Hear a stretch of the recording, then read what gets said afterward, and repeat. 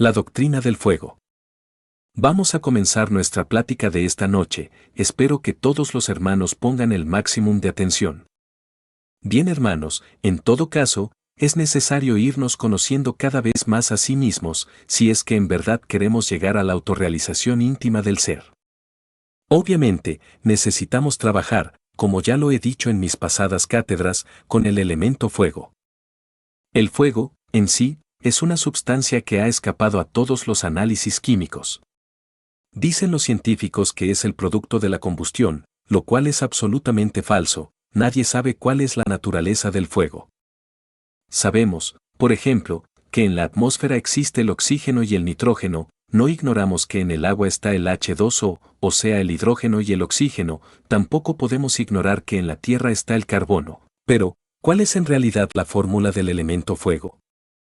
Cualquier hombre de ciencia nos hablaría del H2O, que 2 átomos de hidrógeno y que 1 de oxígeno, que para formar agua.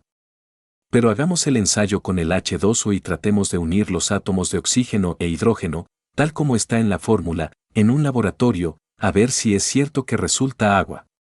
Obviamente que no. ¿Por qué? Porque falta algo. ¿Qué? El elemento fuego. Entonces la fórmula del H2O está incompleta, eso es obvio. Así que el fuego escapa a todo. Una simple llama de esas que tenemos ahí, en la veladora, sería suficiente como para que incendiáramos el mundo, y ella permanecería impasible, ni aumentaría un átomo más, ni un átomo menos.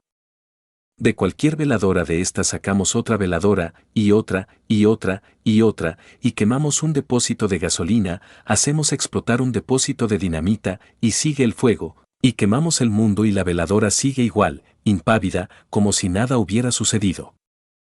¿Qué clase de sustancia es esa, que se burla de los químicos y que hace tantos prodigios, y sin embargo permanece la misma, impasible? Realmente que la sustancia del fuego es divina. Ahora, a nosotros, como les decía a ustedes en pasada plática, solamente nos interesa la parte oculta del fuego, la llama de la llama, la asignatura astral del fuego, que es lo divinal, es eso que vemos allí, en la cruz. Ese INRI, ignis natura renovatur integra, el fuego renueva incesantemente la naturaleza. Así que la liberación del ser humano no es posible fuera del fuego, solo trabajando con el fuego, podríamos nosotros conseguir la liberación final.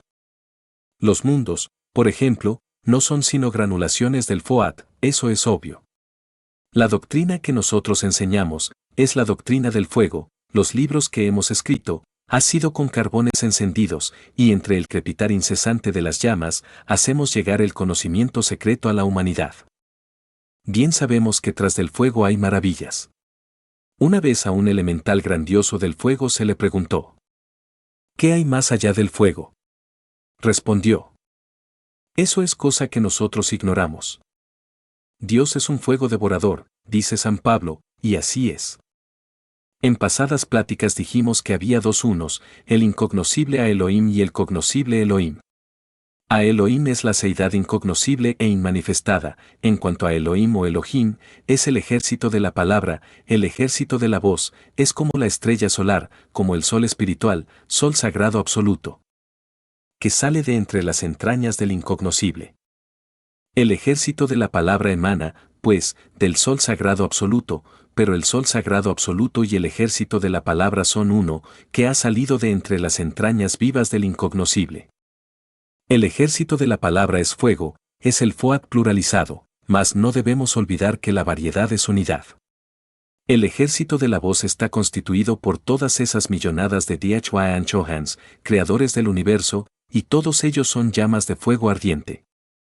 Pero vean ustedes qué grandioso es ese despliegue de Brahma, ese despliegue de la divinidad, ese despliegue del gran fuego universal, como de lo incognoscible emana el demiurgo arquitecto del universo, que es fuego. Ahora bien, todo ese ejército de la palabra, todo ese ejército de los Yanchuans, obviamente están numeralizados, clasificados en grupos, de acuerdo con las ideas cósmicas universales. Ellos son números vivientes, creando y volviendo nuevamente a crear. Conviene entender que de entre el seno del incognoscible ha brotado realmente el Logos, el demiurgo, el sol estelar espiritual, el ejército de la palabra, y a su vez, de ese Logos múltiple, Como una llama compuesta de muchas llamas, emana Atman, el inefable. Atman es el íntimo en cada uno de nosotros, nuestro espíritu divino e innombrable. A su vez, de Atman se desprende Buddhi. ¿Y quién es Buddhi?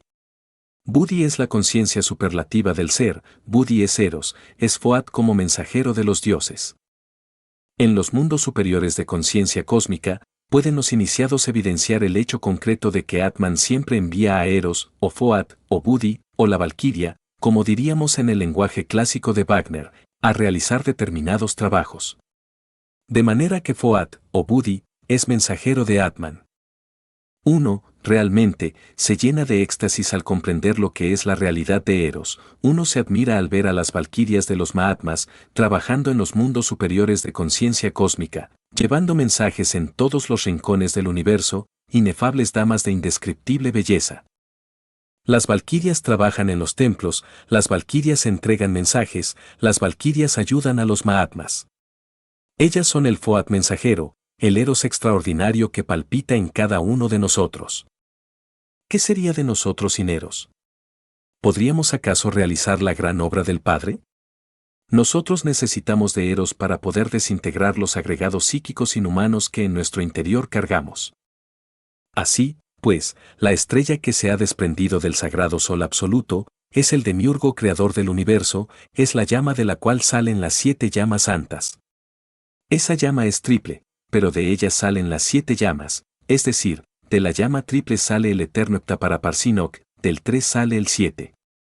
De la misma forma en que nosotros, con 3 velas allí encendidas, en el altar, podemos encender 7, así también 3 formando una llama de 3 pabilos, es el Logos como santo afirmar, el Logos como santo negar, el Logos como santo conciliar.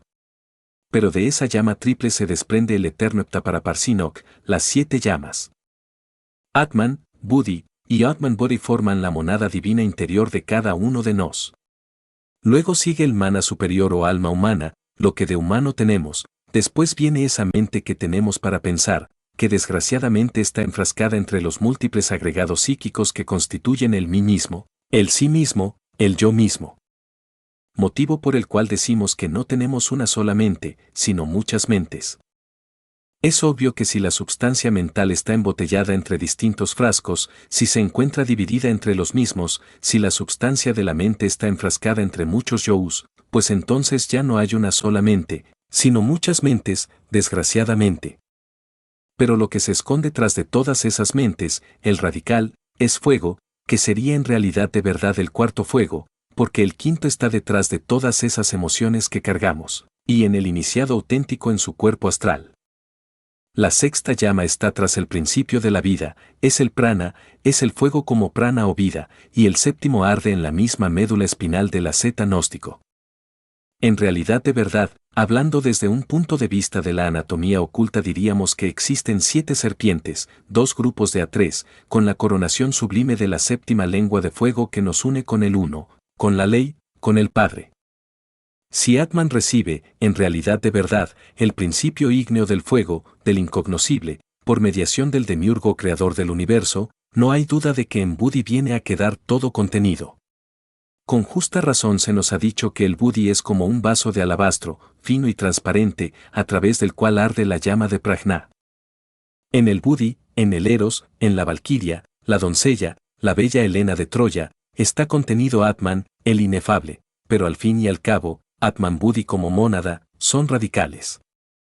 En una pasada cátedra dije que teníamos que trabajar con los 7 radicales, y ya los hermanos creo que están informados de eso, que son los 7 aspectos del fuego en nosotros, las 7 lenguas de fuego en la anatomía oculta, que emanan directamente del divino arquitecto del universo. Eso es obvio y así hay que entenderlo. La seidad, en sí misma incognoscible, es lo fundamental, de ella emana el fuego. Sat es seidad y de la seidad emana el fuego, es decir, el demiurgo arquitecto. Pero hay un punto sobre el que yo quiero recalcar esta noche, que si bien es cierto que el santo afirmar, el santo negar y el santo conciliar, es decir, el Logoy interior de cada uno de nosotros, es radical, es el Buda íntimo de cada uno de nos, porque cada cual carga su Buda íntimo, aunque no lo haya encarnado, ese Buda íntimo, a su vez.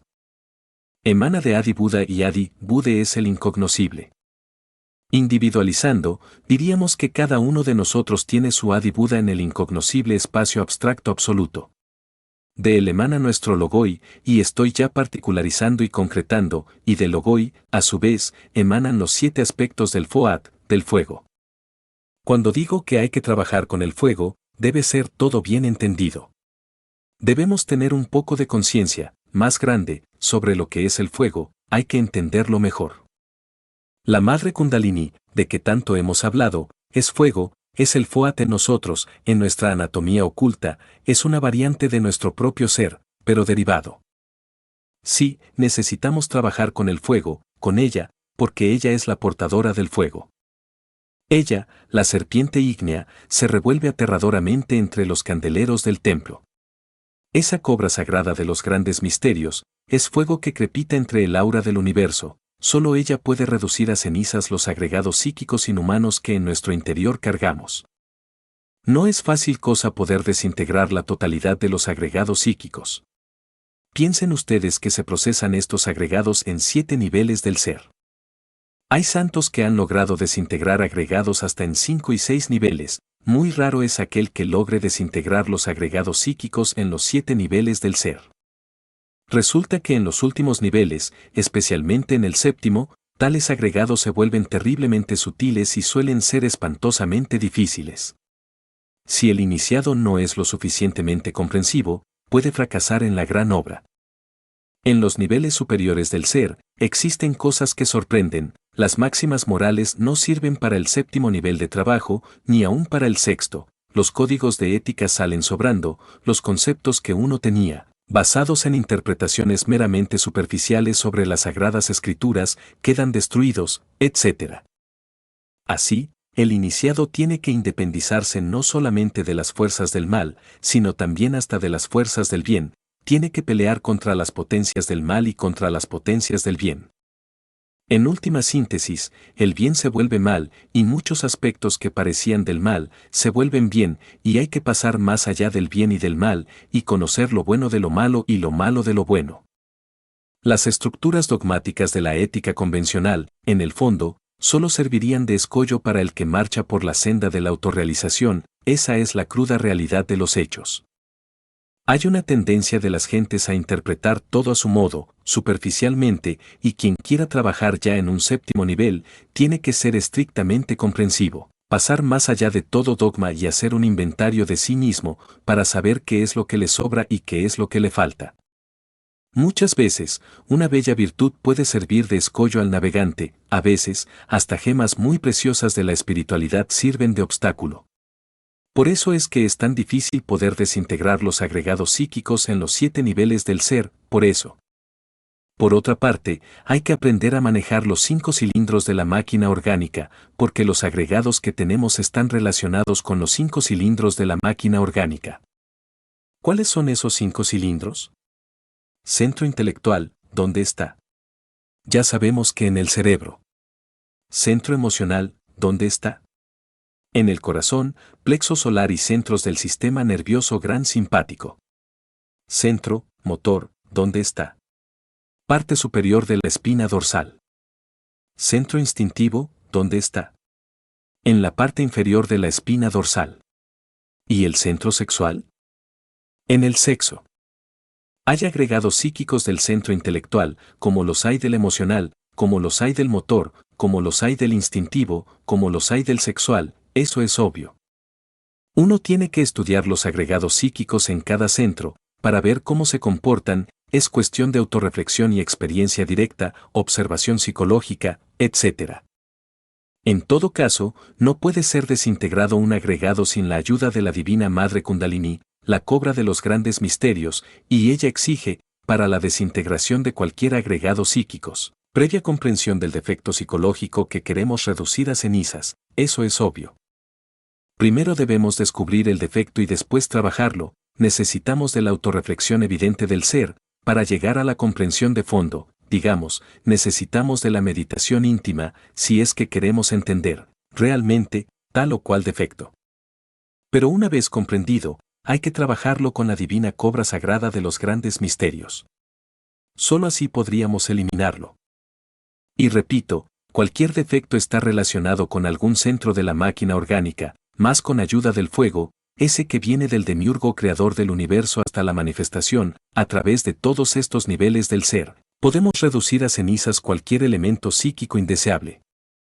Así que tienen que familiarizarse ustedes un poco más con el fuego, aprender a sentir con el fuego, aprender a pensar con el fuego, a adorar el fuego, como lo hacen los parsis, tal como los cristianos cuando exclaman, Dios es un fuego devorador. Como los parsis, que adoran el fuego, como los miembros de cualquier tribu maya, o tolteca, o zapoteca, o inca, que rinden tanto culto al fuego, en el fondo pertenecen al más puro paganismo y al más delicioso esoterismo crístico.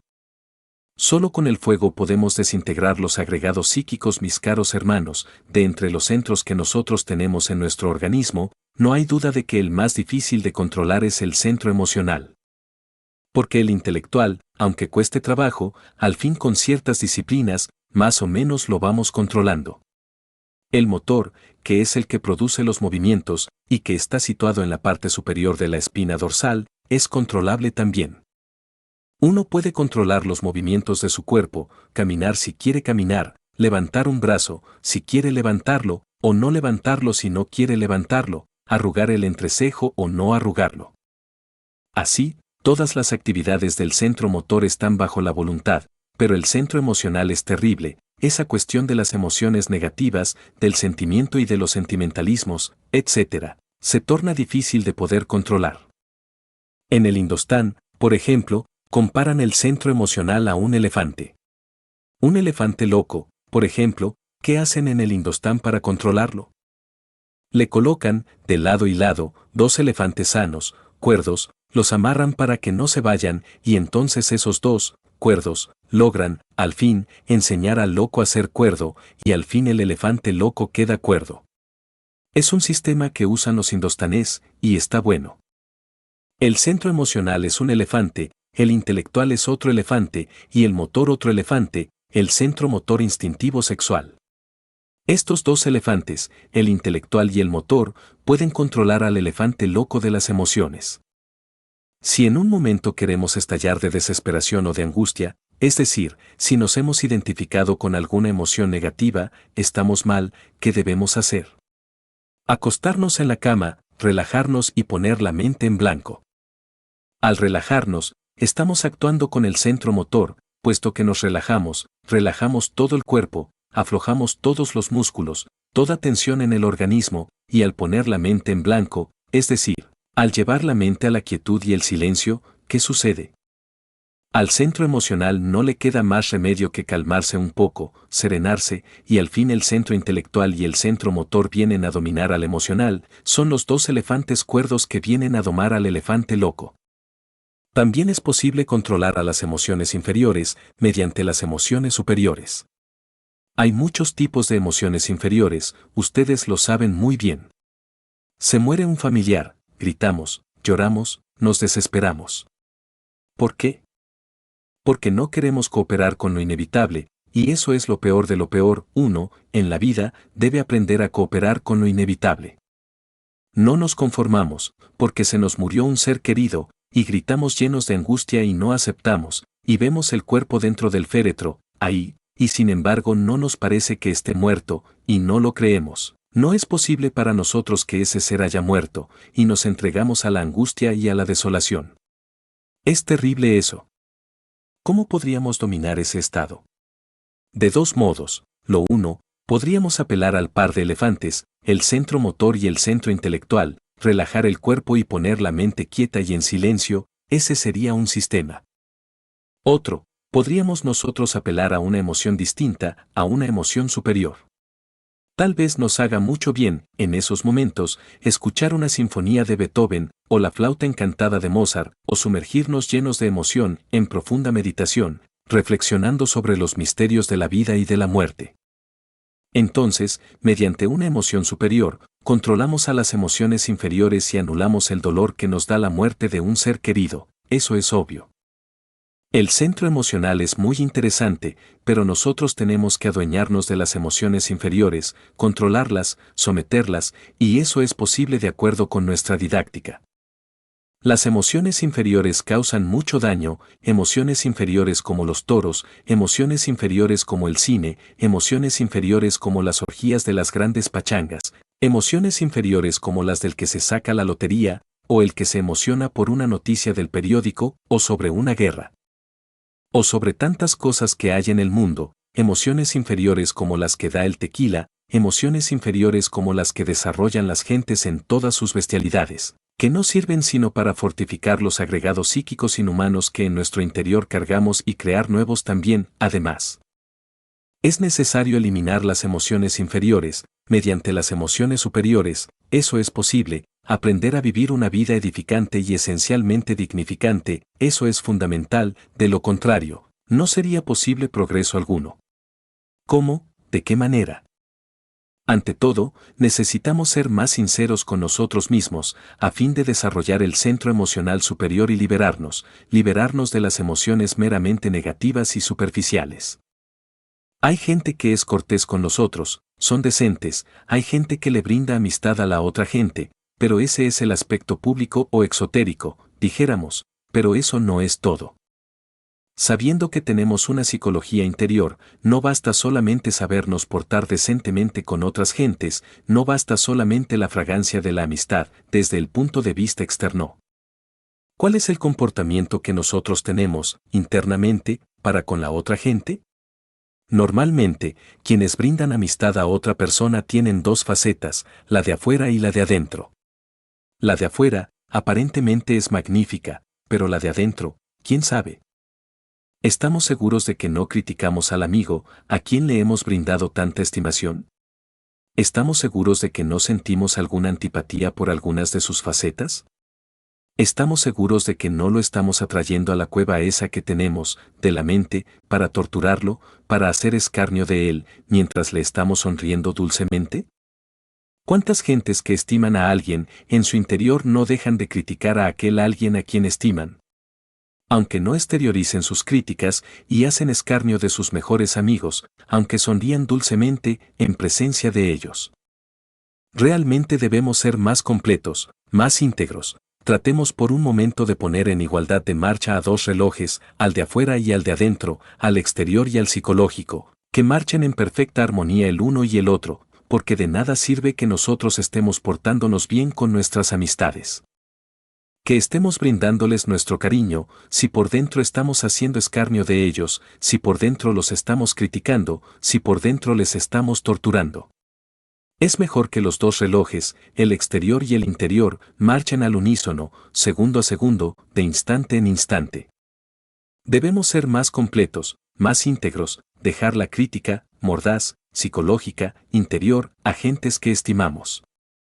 ¿Cómo es posible esa contradicción, que estimemos a una persona y por dentro la estemos criticando, que estemos hasta hablando bien de esa persona a quien estimamos, pero por dentro nos la estemos tragando viva?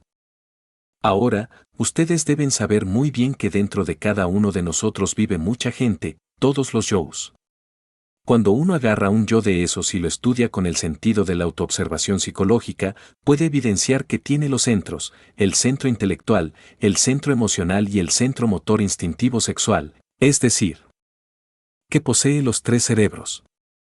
Cualquier yo tiene mente embotellada, tiene voluntad embotellada, es una persona completa.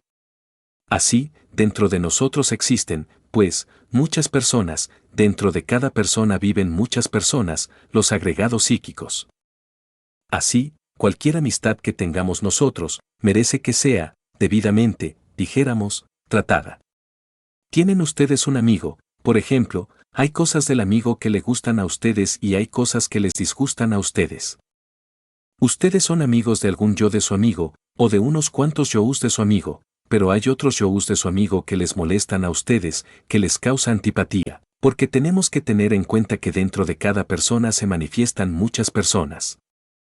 Ustedes suelen ser amigos de determinados agregados de tal o cual amigo, de tal o cual persona, pero no son amigos de todos los agregados del amigo ese, en cuestión. Por eso dicen, hay cosas de este amigo que me gustan, hay cosas que me disgustan, tiene cosas buenas, tiene cosas malas. Esa es la forma que nosotros tenemos para hablar, sí, depende del tipo de agregado que esté en un momento dado hablando. Entonces la amistad que sentimos por otros no es completa. Solo sentimos amistad por unos cuantos agregados de esa persona, pero no sentimos cariño por los otros agregados de esa otra persona.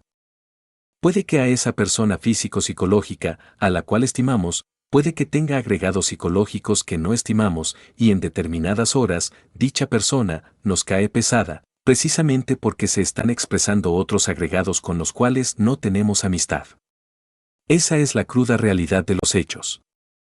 Si tuviéramos un yo permanente, diríamos, soy amigo de fulano de tal, en forma total, completa, no le encontraríamos peros ni tachas de ninguna especie. Pero resulta que no hay un yo permanente, sino muchos. Entonces, ¿a cuál agregado de esos, o a cuál yo de esos, del sujeto 20, es que nosotros estimamos? No será a todos. Por eso necesitamos ser comprensivos en esto de la interrelación. ¿Por qué pelean los amigos? Sencillamente porque de pronto interviene, dentro de la personalidad, un agregado que no es amigo del amigo, y entonces viene la discordia. Pero si luego ese agregado se retira e interviene otro que sí es amigo del amigo, hacen las paces. ¿Qué fatos son entonces las amistades? No son completas, y no son completas porque no son comprensivas, no entienden esto de la pluralidad del yo. Si no, serían completas, sabrían disculpar los defectos del amigo y no reñirían con él. Falta ese conocimiento para que nosotros no riñamos con nuestros amigos, hacernos más conscientes de eso. Así mejoramos nosotros la interrelación, la convivencia. Existen simpatías que, podríamos decir, son mecánicas y antipatías mecánicas. Ni unas ni otras sirven, porque son mecánicas. A veces decimos, fulano de tal me cae gordo, pero ¿qué es lo que nos cae gordo de fulano de tal? Un agregado psíquico que posiblemente no es amigo de nosotros, eso es todo. Nosotros no debemos tratar, pues, de hacer una simpatía a la fuerza con alguien que antipatizamos, sino, ante todo, descubrir cuál es la causa de la antipatía. Y cuando descubrimos a base de reflexiones que esa antipatía es mecánica, la antipatía desaparece entonces por sí misma y queda la simpatía. Mas, ¿cómo podríamos, o qué base podría servirnos para llegar a la conclusión de que una antipatía es mecánica? Yo digo que, sencillamente, comprender la pluralidad del yo. Es indubitable que dentro de toda persona viven muchas personas. Hay veces que en determinada gente, por ejemplo, en determinado sujeto, se expresan algunos agregados que no nos gustan y esto es mecánico. Reflexionemos en que dentro de esa persona que nos cae gorda, también hay agregados que pueden simpatizar con nosotros y ser serviciales y amigos, que no todos los agregados que se manifiestan en un sujeto 20 son desagradables para nosotros, pueden manifestarse en un 20 fulano que no nos gusta, agregados que sí nos gustan. Si reflexionamos en eso, si comprendemos este punto de vista de la pluralidad del yo, desaparece la mecánica antipatía, que es tan perjudicial, porque desarrolla cada vez más y más los elementos psíquicos inhumanos que están relacionados con el centro emocional negativo. Cuando más vayamos nosotros eliminando los agregados del centro emocional negativo, más y más se irá desarrollando en nosotros el centro emocional superior. Empero, digo que el centro emocional superior es grandioso, es más poderoso que el intelecto. Con el centro emocional superior podemos nosotros comprender la naturaleza del fuego. Los libros sagrados están escritos con carbones encendidos, es decir, con fuego. El lenguaje de la Biblia, por ejemplo, es parabólico, es el lenguaje del centro emocional superior. Las experiencias místicas e incorpóreas, obviamente son parabólicas y solamente se pueden entender con el centro emocional superior. Los misterios de la vida y de la muerte son perfectamente cognoscibles mediante el centro emocional superior, eso es obvio. Les he dicho a ustedes que la mónada en nosotros es lo más importante, que cuanto más vayamos eliminando los elementos psíquicos inferiores, más y más iremos recibiendo las radiaciones de la mónada. Esta mónada es Atman Body. Atman es el inefable, él recibe la fuerza que viene del demiurgo creador, el demiurgo, a su vez, la recibe de Adi Buda, la seidad incognoscible. Atman, como desdoblamiento del divino arquitecto del universo, es inefable, es lo que se llamaría el Paramatman o el Siva Tattva. Budi, a pesar de que es tan espiritual, resulta más corpóreo, dijéramos, más concreto que Atman. Budi Eros, como principio ígneo, obviamente se va haciendo cada vez más evidente para nosotros. Sus radiaciones nos van llegando cada vez más y más hondo, a medida que vayamos disolviendo las emociones negativas del centro emocional y conforme el centro emocional superior se vaya desarrollando. Atman Budi es la mónada, es la realidad dentro de nosotros, lo que cuenta, el ser real en nosotros. Nosotros tenemos que luchar, eliminando emociones negativas para ir acercándonos cada vez más y más a la mónada, y la mónada, precisamente nos ayuda, porque de Budi emana Eros, esa fuerza sexual extraordinaria con la que nosotros podemos desintegrar los agregados psíquicos en la forja de los cíclopes. ¿Qué sería de nosotros sin Eros? A Eros se opone Anteros, las potencias del mal, que no están fuera de nosotros, sino dentro de nosotros, aquí y ahora, son todos esos agregados del centro emocional inferior, el Anteros. Si eliminamos las emociones negativas y desarrollamos el centro emocional superior, iremos penetrando cada vez más en la esencia del fuego, nos iremos acercando más y más a nuestra mónada interior que siempre nos ha sonreído. No olviden ustedes que el centro emocional, en su principio es puro, radiante. Las emociones inferiores, ubicadas en las partes o en los puntos inferiores del centro emocional, constituyen el emocional inferior, pero si eliminamos las emociones inferiores, entonces queda todo perfecto como una flor de loto deliciosa, el centro emocional superior. En todo caso, Atman es el rayo que nos une al Logos y al Adi Buda. Y la fuerza de Adi, Buda y del Logoy interior, llega a Atman y en Budi queda contenida, pero el acercamiento a Budi es imposible mientras nosotros tengamos emociones negativas. En otros términos, el acercamiento a la mónada se hace difícil si continuamos con las emociones inferiores. No debemos aceptar emociones inferiores dentro de nosotros, debemos cultivar las emociones superiores, la música, debemos escuchar a Beethoven, debemos escuchar a Mozart, a Liszt, a Tchaikovsky, debemos aprender a pintar, pero que los cuadros que pintemos no sean infrahumanos, debemos verter en ellos nuestros sentimientos más nobles. Todo lo que nosotros hagamos debe ser dignificante y esencialmente edificante. Uno se llena de éxtasis al contemplar las columnas corintias de los tiempos antiguos, o los mármoles de Roma y de Atenas, las esculturas magníficas de una Isis morena en la tierra de los faraones, o de un Apolo, o de la Venus de Milo, o de la casta Diana.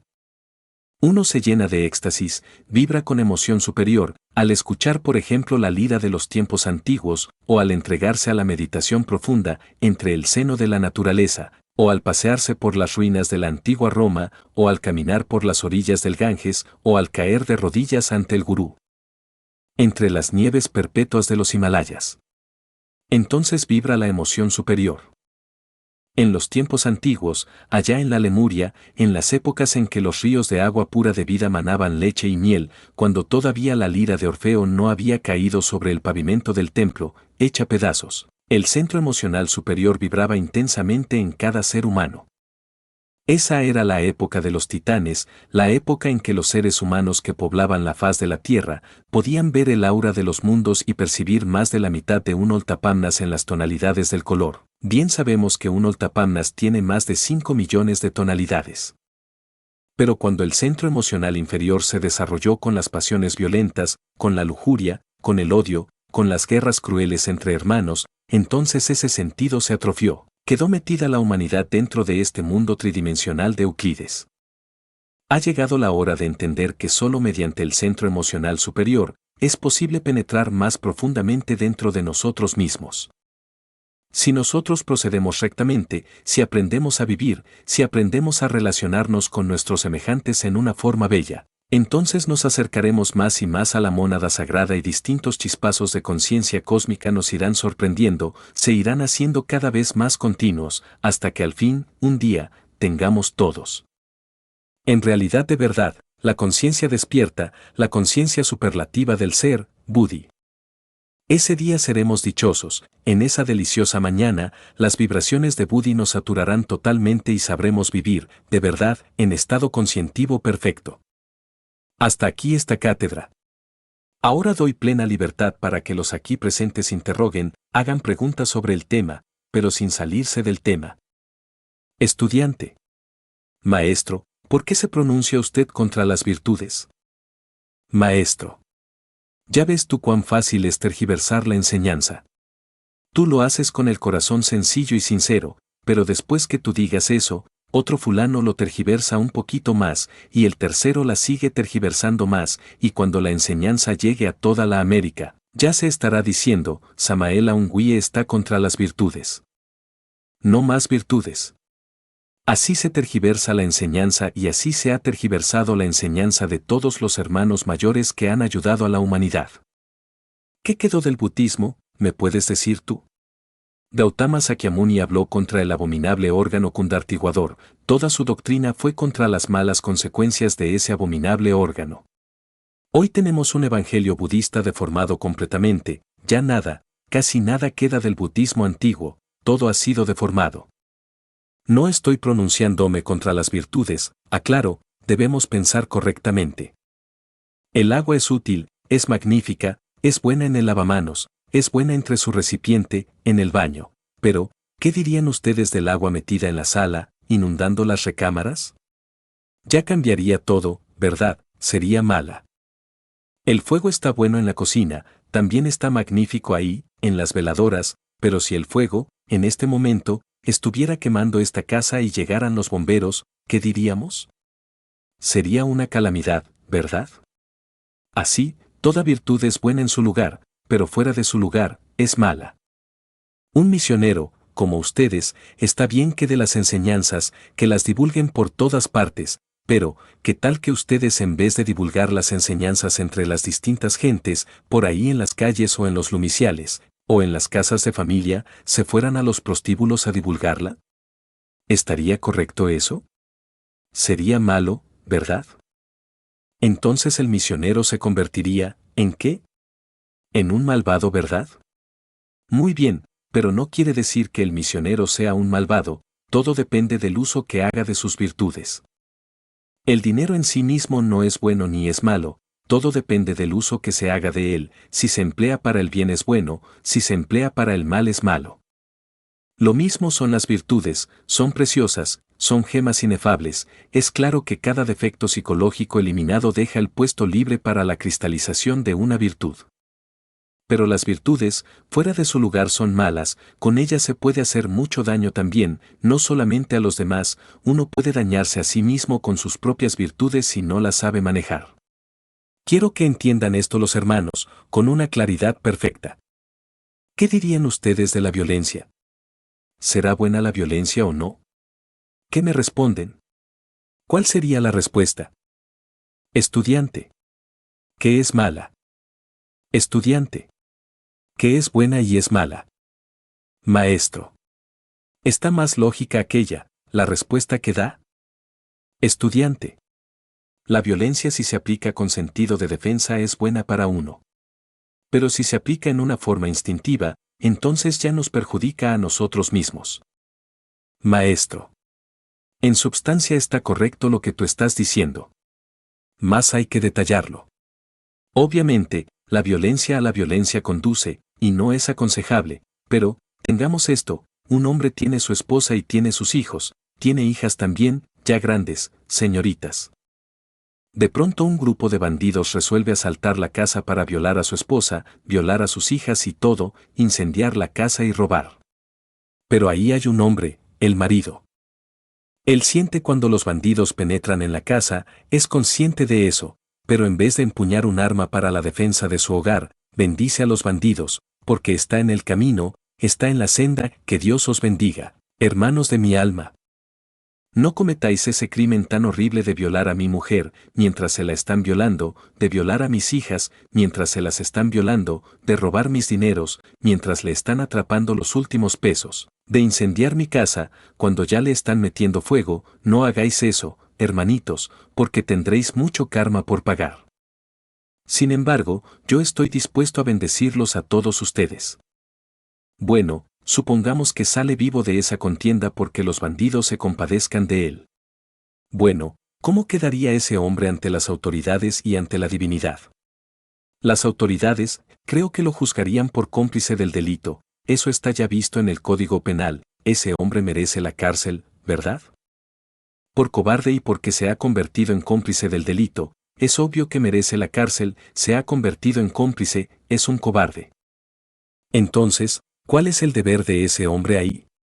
Está en la senda, es iniciado, quiere ser Mahatma y no sé qué más, ¿cuál es su deber?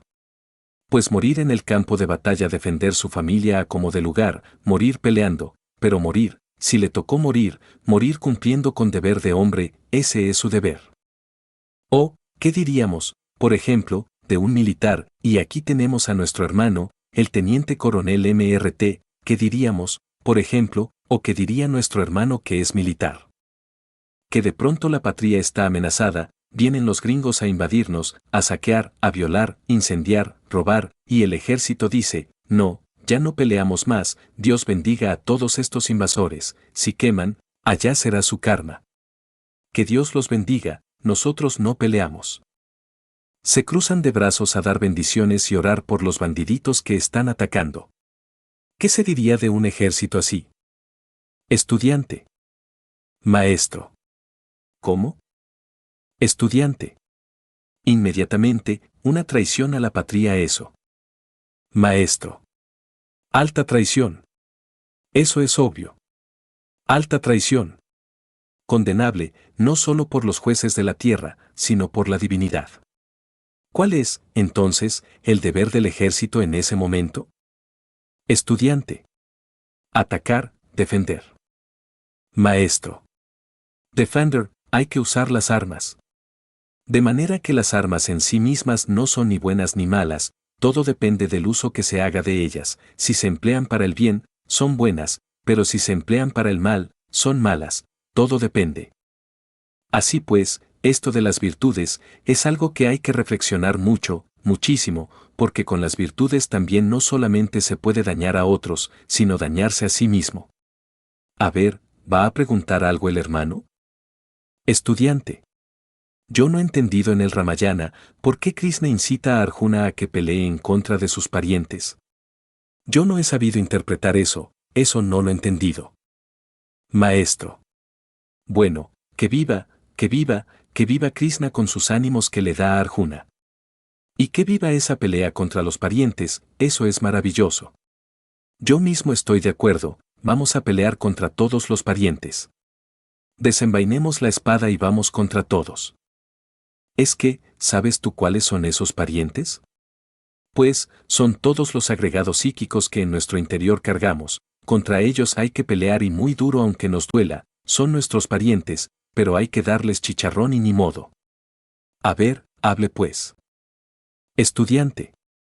Maestro, disculpe, una pregunta, ¿qué interpretación se le puede dar? Maestro. ¿Cómo? Estudiante.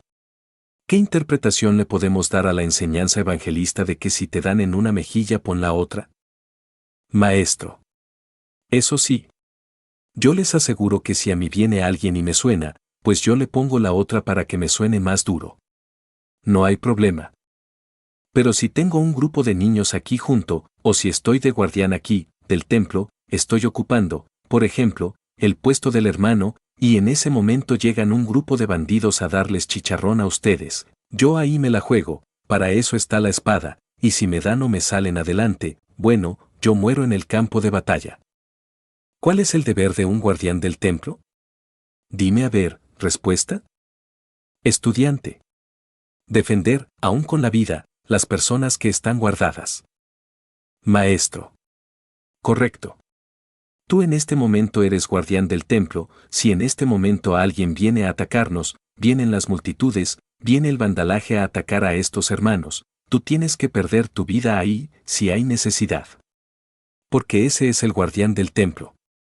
De manera que, entonces, una cosa es una cosa y otra cosa es otra cosa. Una cosa es que nosotros bendigamos a nuestros enemigos, que devolvamos bien por mal, que pongamos la mejilla derecha para que nos suenen más duro, y otra cosa es cumplir con nuestro deber cuando llega la hora de cumplir, de defender. De saber defender a los que están a nuestro cargo. ¿Entendido? ¿Hay otra pregunta? Sí, hermano. Estudiante. Venerable, hablando de las virtudes, ¿se puede considerar que en muchos casos, una virtud puede crear dependencia psicológica? Maestro. Una virtud, cuando no se sabe usar, puede crear dependencias psicológicas, puede convertirlo a uno en tirano, puede hacerle a uno dar un paso en falso, etc. Por ejemplo, ¿cuántos jueces que tuvieron la virtud del cumplimiento de su deber en épocas la Revolución Francesa, enviaron a los inocentes al cadalso? Hubo verdugos que su deber era decapitar a muchos en la guillotina, y cumplieron con ese deber que ellos tenían, con la virtud del deber, y los decapitaron, hicieron caer la cuchilla sobre sus pescuezos. ¿Está eso correcto? De manera que, entonces, ¿qué? Hay que aprender a manejar las virtudes. No es que sean subestimables, son gemas preciosas, afloran en nosotros conforme los agregados psíquicos van siendo eliminados. Pero cada cosa en su lugar.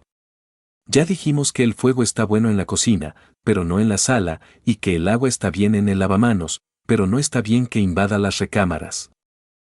Una verdad es buena en su lugar, mala cuando está fuera de lugar. Eso es todo.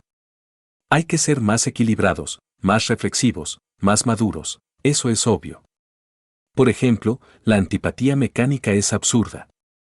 Pero, de nada sirve que luchemos contra la antipatía mecánica, de nada sirve, por ejemplo, que digamos, esta persona me cae, gorda. Pero como estoy en la gnosis voy a ver cómo me hago amigo de esa persona, y forzarse y sonreírle artificiosamente, y resulta que esa sonrisa, más que sonrisa resulta una mueca trágica. No, lo que hay que hacerle es la disección a esa antipatía mecánica a ver por qué nos cae gorda esa persona. Esto requiere mucha autorreflexión, mucha autoobservación psicológica, mucha meditación y al fin venimos a descubrir la causa. Una vez que hayamos descubierto esa causa, la desintegramos con ayuda de la divina Madre Kundalini, con la ayuda del fuego sagrado. Entonces, aflora en nosotros la virtud de la simpatía hacia esa persona. Una verdad, simpatía hacia esa persona que antes nos caía gorda. Hay que hacerse, pues, consciente de todo, vivir una vida consciente, una vida más madura, menos mecánica. A ver, hermano. Estudiante. Maestro, ¿la virtud se puede aprender? Maestro. ¿Aprender? Pues, hombre, jamás. Esas son gemas preciosas o flores del alma, que nacen en nosotros cuando hemos eliminado tales o cuales defectos psicológicos. Tengamos, por ejemplo, que eliminamos nosotros la ira, surge en nosotros la dulzura, que eliminamos la lujuria, en su reemplazo si surge la virtud de la castidad, que eliminamos el odio, en su reemplazo surge la virtud del amor, y conforme vayamos eliminando estos defectos psicológicos, las virtudes van surgiendo en su lugar. Por eso decimos que necesitamos cristalizar alma en nosotros, y el alma es puro fuego universal. Ese fuego divino, ese fuego inefable debe ir cristalizando poco a poco en nosotros. Pero no podríamos hacer cristalizar el alma en nosotros si no eliminamos los defectos de tipo psicológico. A medida que vayamos eliminando cada agregado psíquico, en su reemplazo irá cristalizando ya una virtud, ya un poder, ya una ley, etc. Eso se llama cristalizar alma. Y al fin, cuando todos los agregados psíquicos estén eliminados solo quedará en nosotros el alma, hasta el mismo cuerpo se volverá alma. ¿Qué es el cuerpo de un mutante? Es un cuerpo ya convertido en alma. Pero para cristalizar el alma en nosotros, que es puro fuego vivo, se necesita forzosamente eliminar los agregados psíquicos. Y esto solamente es posible, pasando por grandes crisis emocionales. Esto no es cuestión meramente intelectual. No. Para eliminar un agregado psíquico tiene uno que pasar por terribles arrepentimientos, llorar, desesperarse, darse contra el suelo y hasta azotarse si hay necesidad. Hay que sufrir muchísimo, arrepentirse, pasar por terribles, repito, amarguras. Si uno no pasa por esas crisis emocionales, pues no desintegra lo que debe desintegrar y no cristaliza las virtudes, y no cristaliza el alma. Pero cuando uno logra cristalizar alma y se convierte todo en alma, entonces resplandece gloriosamente, es una llama más de la gran hoguera, ardiendo entre el aura magnífica del universo. Así nos enseña la doctrina del fuego, y así debemos nosotros comprenderlo. ¿Alguna otra pregunta? Estudiante. Maestro, Eros es fuego en nosotros, y la Madre Divina es fuego también en nosotros. ¿Cómo se hace para que Eros, al llevar a lo máximo a ese fuego, ¿Que no se nos escape como agua? Maestro. ¿Qué? Estudiante. Que no se nos escape. Maestro. Es que Eros es fuego, el fuego sexual que emana de la mónada. La mónada a su vez la recibe del logos. Ese fuego erótico surge, concretamente, desde la valquiria, desde el Budi, en la manifestación. No se escapa cuando no se derrama el vaso hermético, cuando el vaso que contiene el aceite permanece incólume. Pero si se derrama el vaso de Hermes, ese fuego erótico se escapa, se pierde, y entonces, ¿con qué vamos a trabajar? Nosotros necesitamos del poder de la mónada, si es que queremos lograr eliminar los agregados psíquicos. Así se debe entender, así se debe comprender. ¿Hay algo más que preguntar? Maestro. ¿Hasta dónde ese fuego se debe agitar? Maestro. ¿Se debe qué? Estudiante. ¿Hasta dónde se debe trabajar con ese fuego?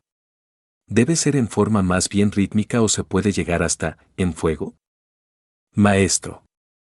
El fuego se manifiesta, o se debe usar, para ser más claro, durante todo el trabajo esotérico de forma perfecta, rítmica. Porque hay tiempos de plus y hay tiempos de minus, hay tiempos de mahammantaras particulares y tiempos de mahapralayas particulares, tiempos de actividad y tiempos de reposo. A cada época de actividad debe sucederse una pausa magnética creadora, porque en todo existe el biorritmo. A ver, hermano. Estudiante. Maestro, volviendo a lo de las crisis emocionales que usted mencionaba, ¿sería congruente que una persona que esté interesada, realmente, en hacer la gran obra, pidiera hacerlo y hiciese pasar por esas crisis emocionales? Maestro. El ser es el ser y tiene muchas partes, ¿a cuál parte del ser te estás refiriendo? Estudiante. Por lo menos al entrenador psicológico, al Anubis particular. Maestro. Cada parte del ser merece ser reflexionada, porque sabemos muy bien que de la llama única emanan las 7 llamas, y las 7 se multiplican por 7, y a su vez, sigue así por otras 7, etcétera, etcétera, etcétera. De manera que uno solo hace una parte, las otras partes del ser tienen que trabajar también, eso es obvio, cada llama está obligada a trabajar. Pero, obviamente, es la Madre Divina Kundalini, la esposa de Shiva, la obligada, realmente, a realizar el máximo del trabajo, y en cuanto a las crisis emocionales, es cuestión del centro emocional superior, es cuestión de comprensión. Cuando uno comprende lo absurdo que ha sido, cuando uno se da cuenta de que uno no es más que una piltrafa humana que no vale nada, entonces surge el arrepentimiento por todos los delitos cometidos, y de ello deviene la crisis emocional natural, no fingida, sino sentida de verdad, eso es todo. Estudiante. Maestro, cuando se dice que el agua es el habitáculo del fuego, ¿se está diciendo que el fuego proviene del agua, o es el fuego, el primer elemento que le da vida a los demás elementos? Maestro. El agua puedes tú analizarla. Encuentra la fórmula H2O. Pero esa H2O sin FOAT quedaría incompleta, hay que añadirle a la fórmula el FOAT. De manera que, entonces, no podría existir el agua sin el elemento fuego, que es lo primordial, es lo fundamental. Cuando el fuego condensa, primero lo hace en aire, después en agua y por último en tierra. Tú puedes conocer los elementos químicos del agua, el H2O, puedes conocer los elementos químicos de la tierra y saber lo importante que es el carbono. Puedes conocer los elementos químicos del aire y saber lo que es el nitrógeno y el oxígeno, pero, ¿cuáles son elementos químicos del fuego? ¿Quién ha analizado esa sustancia? ¿Cuál es su fórmula? Está muy desconocida, ¿por qué? Porque es la expresión viva de la seidad, es la reflexión del logos en el universo. De manera que del fuego sale todo. Y si no trabajamos con el fuego desintegrando nuestros defectos psicológicos, marcharemos por el camino del error. Estudiante. Maestro, entonces, Lucifer se dice que es, ¿qué relación tiene Lucifer y la Madre Divina en nosotros y en el trabajo en la fragua? Maestro. Lucy. Estudiante. Maestro. Lucifer es el fuego, es el FOAT, es el azufre de los alquimistas medievales. Obviamente, es la reflexión del Christus cósmico, o del Vishnu, en nosotros y dentro de nosotros. Obviamente, Él desciende hasta las profundidades de nosotros mismos. En cuestiones de esoterismo crístico decimos que es el diablo, cuando todavía nosotros no hemos eliminado los agregados, porque en él se reflejan entonces todos nuestros defectos. Pero si nosotros desintegramos nuestros agregados psíquicos, él resplandece y se integrará con nosotros para transformarnos y convertirnos en mutantes. ¿Qué es un mutante? Es un hombre integrado con Lucifer, eso es un mutante. Lucifer nos da todos los poderes, nos da el elixir de larga vida, nos da el poder sobre los elementos del fuego, de los aires, de las aguas y de la tierra. Pero para que Lucifer resplandezca en nosotros, se integre con nosotros, necesita primero ser blanqueado. Por eso dicen los alquimistas medievales, quema tus libros y blanquea el latón. Hay que blanquear el latón, necesitamos blanquear al diablo. Cada uno de ustedes tiene al diablo, negro como el carbón, horrible, necesitan blanquearlo y solamente lo pueden blanquear ustedes, cada uno de ustedes, desintegrando sus agregados psíquicos. El día que lo hagan, ustedes se integrarán con él y él con ustedes y les entregará él, el tesoro escondido, el vellocino de oro y les dará todos los poderes, antes no es posible, comprendido. ¿Alguna otra pregunta? Estudiante. Maestro. Bueno, habla más claro que no estoy entendiendo, barájamela más despacio, más claro, más despacio, y más fuertemente. Estudiante. Cuando el arrepentimiento no surge, maestro, cualquier determinación que nosotros tomemos, debido a la multiplicidad del ego, para, digámoslo así, para castigarnos como lo hacía San Antonio o San Francisco, entonces eso aparentemente podría ser una maldad que nos puede ayudar en el camino de la autorrealización. ¿Para eliminar determinado agregado psíquico? Maestro. Bueno, en esto no hay dogmas, en esto lo que hay son inventarios, sumas y restas, multiplicaciones y divisiones. Hay que saber qué es lo que nos sobra y qué es lo que nos falta, sin dogmas. En primer lugar, lo que se necesita es saber si no surge el arrepentimiento en nosotros, si de verdad no surge, es porque somos perversos. Porque cuando surge en nosotros es porque todavía no hay perversidad. Pero si no surge, somos demasiado malvados, demasiado perversos. Obviamente, mis queridos amigos, que hay en el arrepentimiento. Algunos lo traducen en una forma y otros en otra forma, hay quienes dicen que es cambiar la forma de pensar y citan términos griegos y etcétera, etcétera, etcétera, y otras tantas hierbas. Perdóneseme la franqueza, pero no estoy de acuerdo con esas concepciones. Cuando uno, en realidad de verdad, se enfrenta a su propia mónada divinal, que emana del sagrado sol absoluto, y mira hacia lo que tiene en el fondo y se da cuenta de todas sus barbaridades, hay arrepentimiento, trabaja con arrepentimiento, pasa por las crisis emocionales. Pero cuando uno se ha alejado tanto del sagrado sol absoluto que ya las emanaciones, las ondulaciones cósmicas del sagrado sol absoluto no le llegan, porque está demasiado desviado, caído en la magia negra, es un caso perdido, en ese caso es un malvado. Y ese malvado tendrá que castigarse mucho a sí mismo, necesitará pasar por horribles penitencias, obviamente, necesitará ser muy sincero consigo mismo, demasiado sincero, a fin de que pueda, en verdad, desintegrar los agregados psíquicos inhumanos que en su interior carga. Pero, ante todo, si no le ha llegado el arrepentimiento, es porque es un malvado, un perverso. Ha llegado a la perversidad. Porque una cosa es la maldad y otra la perversidad, el perverso ya no tiene remordimiento ni arrepentimiento. Es un caso perdido, ya no lo tocan las ondulaciones cósmicas del sagrado sol absoluto. Por eso no siente ni remordimiento ni arrepentimiento, se vuelve cínico y se convierte en habitante del reino mineral sumergido, ingresa en el mundo de 96 leyes. Eso es todo. Pero ¿cómo hacer en ese caso? Para lograr que el que no tiene arrepentimiento se arrepienta, repito, necesitará apelar a mucha fuerza de reflexión para analizar sus defectos psicológicos, y hasta hacer ciertas penitencias rigurosas y disciplinarse, etc. Bueno, he dicho. ¿Alguna otra palabra, alguna otra pregunta? Estudiante.